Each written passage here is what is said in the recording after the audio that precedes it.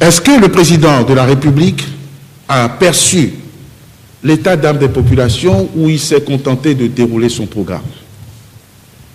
Évidemment que le président de la République sait ce que peuvent ressentir les Béninois lorsqu'il nous demande de serrer la ceinture. Parce que je présume que c'est à cela que vous vous intéressez. Les Béninois ne sont pas forcément heureux de serrer la ceinture. Les Béninois ne sont pas heureux lorsqu'ils sont sevrés. Le chef de l'État s'est longuement et abondamment expliqué sur la question. Mais il leur a redonné le moral lorsqu'il leur explique comment l'argent qui circule ou qui circulait prétendument circulait à leur détriment, à leur dépens, à leur préjudice. D'une part, parce que c'est de l'argent volé aux Béninois.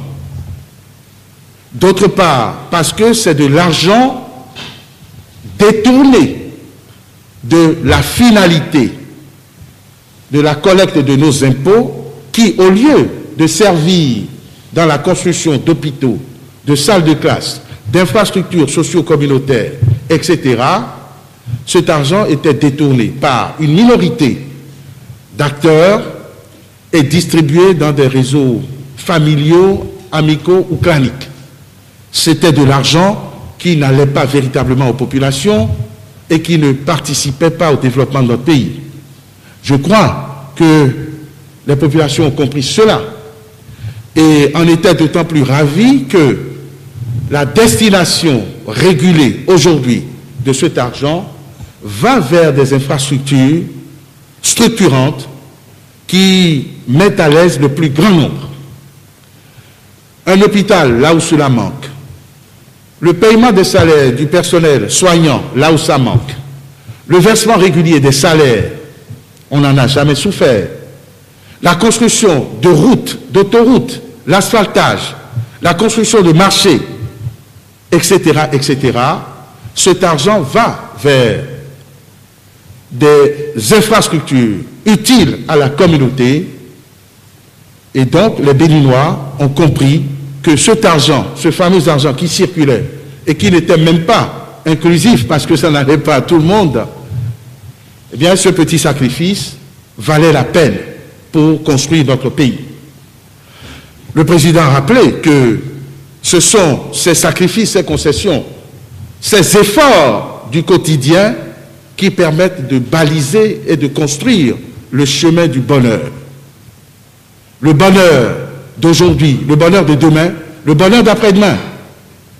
C'est ces efforts qui permettent que nos enfants, vos enfants, un peu nous, nos petits-enfants, nos contemporains, nos descendants, puissent profiter de ce dont nous avons été privés pendant des décennies parce que nous n'avons pas voulu serrer la ceinture, parce que nous avons dépensé plus que nous ne pouvions produire et que nous n'avons pas fait grand-chose.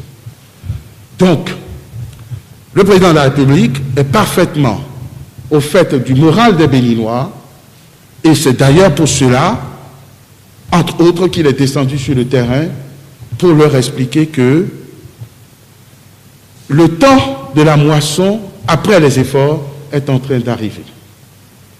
Pour leur expliquer qu'il sait que pendant qu'on met la marmite au feu et qu'elle est en train de cuire, il faut du temps, on doit inviter à la patience et se préparer à se mettre à table, plus goulûment, mais raisonnablement. Il a utilisé des images. Lorsque vous avez faim et que il n'y a rien qui pointe, pas une sauce qui mijote, ni un pilon qui tape dans un mortier, vous êtes inquiet, vous êtes angoissé.